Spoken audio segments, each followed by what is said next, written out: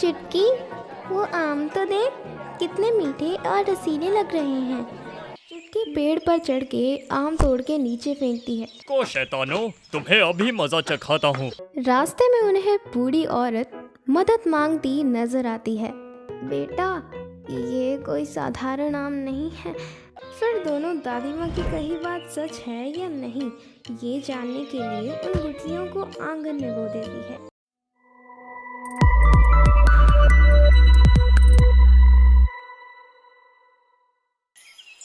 सीतापुर नाम के एक छोटे से गांव में मीनू नाम की एक छोटी सी लड़की अपनी माँ शारदा के साथ एक छोटे से घर में रहती थी। उनके घर की हालत कुछ ठीक नहीं थी। पास में ही उसकी दोस्त चुटकी रहती थी। दोनों सहेलियां साथ में घूमती फिरती, चाहे वो गांव का पुराना मंदिर हो, तालाब का किनारा हो या फिर खेत गलियां हों, हमेशा साथ में घूमती। एक दिन ऐसे ही दोनों बाजार में सैर करने निकल पड़ी। बाजार में कई तरह के ठेले लगे थे। तभी उनकी नज़र आम पर पड़ी। उसे देख दोनों का मन ललचाया। चुटकी, वो आम तो देख, कितने मीठे और रसीले लग रहे हैं। मीनू, इसे देखकर तो मेरे मुंह में पानी आ रहा है। दोनों सहेलियों के पास पैसे ना होने पर घर चली जाती हैं। रास्ते में तय करती है कि अपने अपने घर पर आम दिलवाने के लिए बात करेंगी। माँ, तुम्हें पता है बाजार में कितने मीठे रसीले आम आए हैं? हाँ बेटा, कल सब्जी लेते वक्त देखा था मैंने। माँ, मुझे आम खाने का बहुत मन है, दिला दो ना। बेटा, अगर मेरे बस में होता तो तुझे एक नहीं बल्कि पूरी आम की टोकरी दिला देती, पर तू हमारे घर की हालत जानती है ना। माँ, मैं कभी कुछ नहीं मांगती तुमसे, पर आज जब मांगा तो वो भी तुमने मना कर दिया। तुम्हें पता है ना मुझे आम कितने पसंद है। शारदा अपने पास बचे कुछ पैसे मीनू को देकर कहती है, मुझे पता है मेरी बेटी मुझसे कभी कुछ नहीं मांगती। ये ले पैसे बेटा, और जो आम पसंद आए वो ले लेना। मुझे माफ़ कर दो माँ, ये पैसे मैं नहीं ले सकती। इन पैसों से तुम ज़रूरत का सामान लाती हो ना। दोनों माँ बेटी रोते रोते एक दूसरे के गले लग जाती हैं। दूसरे दिन दोनों सहेलियाँ अपनी अपनी आम ना खरीद पाने की मजबूरियाँ एक दूसरे को बताती हैं। मीनू, क्यों ना हम लाला सेठ के बागीचे से आम तोड़ कर खाएं? ना बाबा, उस खड़ूस लाला सेठ ने पकड़ लिया तो गए कसम से। अरे कुछ नहीं होगा, सब बच्चे तोड़ने जाते हैं, हम भी चले जाएंगे।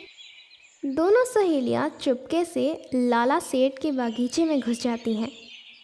चुटकी पेड़ पर चढ़ के आम तोड़ के नीचे फेंकती है और मीनू आम थैले में भरती है। तभी लाला सेठ वहाँ गुस्से में लाल पीला होकर पहुँचता है। चुटकी, जल्दी नीचे उतर, लाला सेठ ने हमें देख लिया है। रुको शैतानो, तुम्हें अभी मजा चखाता हूँ। भाग मीनू। लाला सेठ दोनों के पीछे लाठी लेके दौड़ता है, पर दोनों अपनी आम की थैली को वहीं छोड़कर जैसे तैसे बच निकलती हैं। आज तो भगवान ने बचा लिया, वरना पता नहीं क्या होता। अब तो भूलकर भी लाला सेठ के बागीचे का नाम नहीं लूंगी। रास्ते में उन्हें बूढ़ी औरत मदद मांगती नजर आती है। क्या हुआ दादी, आप ठीक तो हैं? बेटा, मुझसे चला नहीं जा रहा। क्या तुम दोनों मुझे सहारा दे के मेरे घर तक पहुंचा सकती हो? मीनू और चुटकी उनसे पता पूछ के अपने अपने घर पर बताकर बूढ़ी दादी को उनके घर पहुंचाती हैं। दादी माँ, आपका घर तो बड़ा सुंदर है। हाँ बेटा, मेरी मदद करने के लिए तुम दोनों का धन्यवाद। मेरे घर के पास ये जो बागीचा है वो मेरा ही है। तुम चाहो तो जितने चाहे आम तोड़ सकते हो। मीनू और चुटकी बागीचे में जाती हैं। वहाँ पर बड़े बड़े आम के पेड़ लगे थे।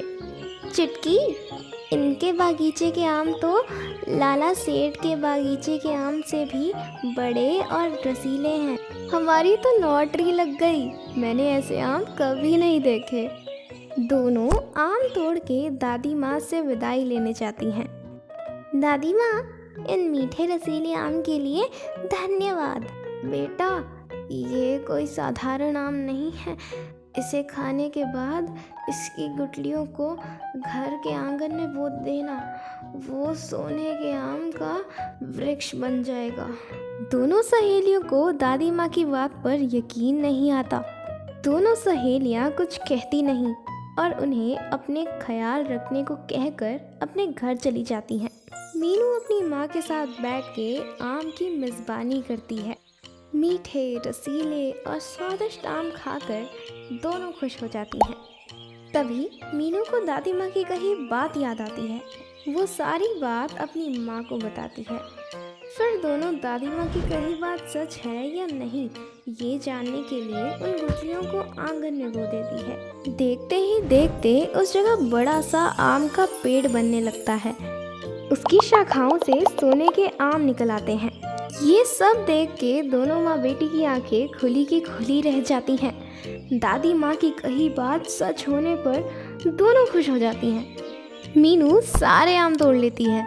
उन्हें बेचकर मिले हुए पैसों से वो बहुत सारे आम के बागीचे खरीद लेते हैं और वो सारे बागीचों के आम गरीबों में बांट देते हैं।